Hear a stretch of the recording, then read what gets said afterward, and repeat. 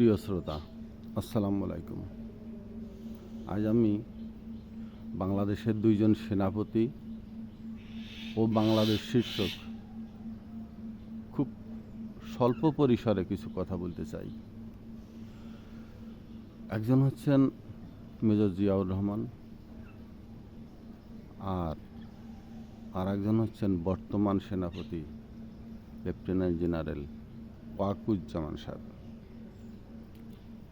বাংলার ইতিহাসের এই দুই জেনারেল অবশ্যই নক্ষত্রের মতো দুটি ধ্রুবতারা, যারা বাংলার ইতিহাসের সাথে জড়িয়ে থাকবেন। যারা একটু সচেতন, একটু দূরদর্শিতা সম্পন্ন, আমি কিছু কথা বলছি, একটু লক্ষ্য করুন। 1971 সালের 25শে মার্চ হানাদার বাহিনী যখন এদেশের নিরীহ জনগণের উপর ঝাঁপিয়ে পড়েছিল, শেখ মুজিব আত্মগোপনে পলাতক, বা আরও অনেক কিছু বলা যায়।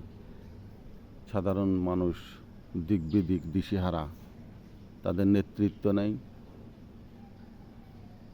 মৃত্যু ছাড়া তাদের আর কোনো পথই ছিল না, নির্দেশনা ছিল না, সংগঠন কিছুই ছিল না। এমত অবস্থায় একমাত্র মেজর জিয়াউর রহমান যে যুদ্ধের ডাক দিয়ে, যে স্বাধীনতার ঘোষণা দিয়ে সকল বাঙালিকে উজ্জীবিত করে এক হানাদার বাহিনীর মুখোমুখি দাঁড় করিয়েছিলেন, সেদিন মেজর জিয়াউর রহমান যদি এই স্বাধীনতার ঘোষণা না দিতেন, বিক্ষিপ্তভাবে বাঙালিরা পথে ঘাটে কুকুরের ন্যায় মারা যেত।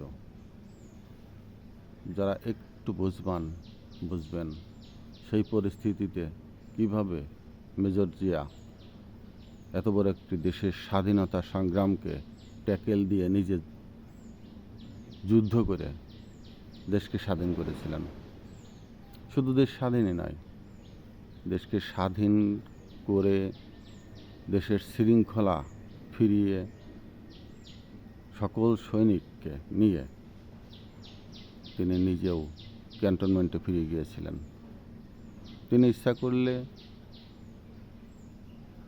সরকার গঠন করে তখনই সরকারে থাকতে পারতেন, কিন্তু তিনি সেটা করেন নাই। তিনি সৈনিক সুলভ আচরণ করেই তার কার্য সম্পাদন করে ক্যান্টনমেন্টে ফিরে গেছেন। দ্বিতীয়টি, 1975-এর পটভূমির পর যখন সিভিল সরকার বারবার পরিবর্তন হচ্ছিল, ঠিক সেই মুহূর্তেই দেবদূত হিসাবে আবার আবির্ভূত হয়েছিলেন তৎকালীন মেজর জেনারেল জিয়াউর রহমান। সিপাহী বিপ্লব অনেকে অনেকভাবে বলে থাকেন, কিন্তু এর পিছনে যিনি দৃঢ় হস্তে এটাকে ট্যাকেল দিয়েছিলেন, সুশৃঙ্খল সেনাবাহিনীকে আবার ক্যান্টনমেন্টে ডিসিপ্লিনারি বাহিনীতে পরিণত করেছিলেন, তিনি জিয়াউর রহমান। এখানে একটি টিপ্পনী টেনে রাখি। মেজর তাহেরকে উস্কানি দিয়ে ক্যান্টনমেন্টে যে বিপ্লব সৃষ্টি করা হলো, জিয়াউর রহমান তার বিচার করলেন, কিন্তু বাইরে থেকে আহসানুল হক ইনু যে বিপ্লব সৃষ্টির নেপথ্যে কারিগর, শেখ মুজিব হত্যার নেপথ্যের কারিগর, ইনুর কেন জানি কোনো বিচার হইল না। তো যাক, আমি প্রসঙ্গে যাব না। জিয়াউর রহমান এবার আবার সামনে আসলেন। সেই দিক বিদিক দিশেহারা জনগণকে আবার সুসংগঠিত করার জন্যই তিনি ক্যান্টনমেন্টের পোশাক ছেড়ে ক্যান্টনমেন্ট থেকে সাধারণ রাজপথে, বাংলার পথে, প্রান্তরে, মাঠে ঘাটে ঘুরে বেড়ালেন, খাল কাটলেন,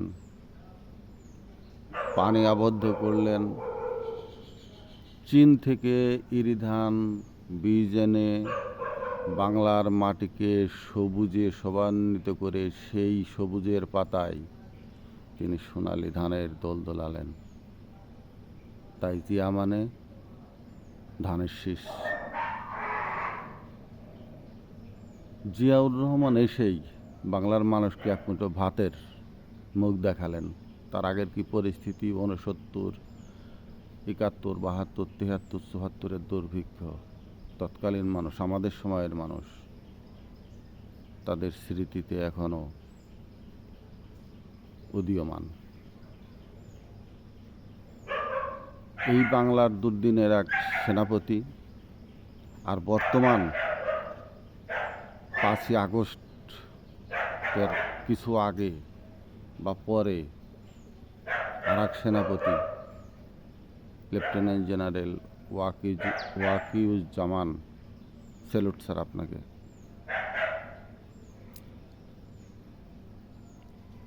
অনেকে অনেক কথা বলে, আমি জানি, আমি শুনি, কিন্তু যারা বলেন যে ওয়াকিউজ্জামান সাহেব ভুল করেছেন, জাতির সাথে বেইমানি করলেন, আমি তাদের সাথে একমত হতে পারি না।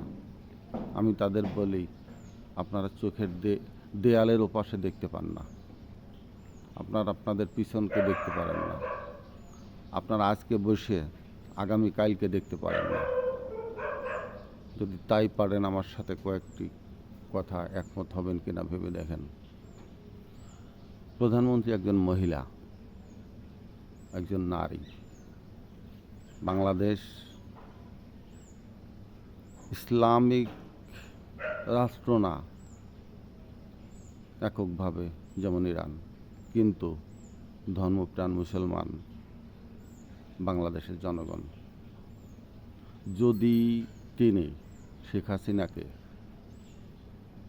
দেশ থেকে বের হইতে সাহায্য না করতেন, বের হইতে বাধ্য না করতেন, তিনি গণভবনে থাকতেন, কি হতো? লিবিয়ার মতো গাদ্দাফির যে পরিণত হয়েছিল সেটাই তো হতো। কিন্তু তিনি একজন নারী, এটা মনে রাখতে হবে।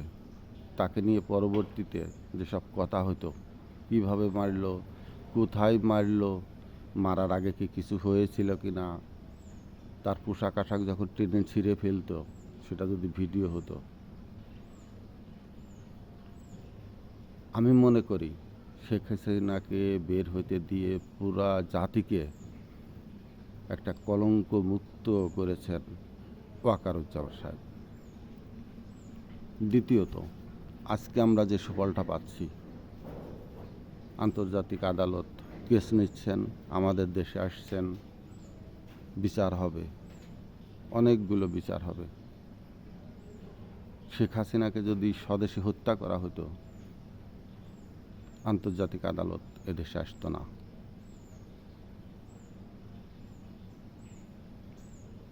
আর একটা কথা বলেন অনেকেই, ক্যান্টনমেন্টে যাদেরকে আটকে রাখা হয়েছে, সেনাপ্রধান সেভ করেছেন, সেফ এক্সিট দিয়েছেন।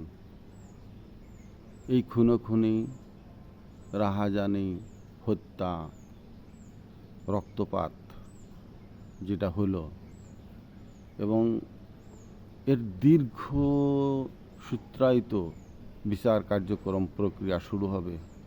বিগত 15 বৎসর ধরে যারা এই দেশটাকে লুটপাটের স্বর্গরাজ্য, সন্ত্রাসের স্বর্গরাজ্য, রাজনীতির নামে যে দৌরাত্ম্য চলেছে, এর বিচার হবে। এদেশে হবে, আন্তর্জাতিক আদালতগুলোতে হবে। কিন্তু এদেরকে যদি হত্যা করা হতো, খুনোখুনি হতো, এবং সেই খুনোখুনি খুব সহজেই থামানো সম্ভব হতো না, এবং দেশ স্বাধীনতার হুমকির মুখে পড়ত। ওয়াকারুজ্জামান কি করে গেলেন এখন আমরা হয়তো বুঝবো না, কারণ এখন ইতিহাস সৃষ্টি হচ্ছে, ইতিহাসের মধ্যে আমরা প্রবাহিত হচ্ছি, এই জন্য আমরা বুঝবো না।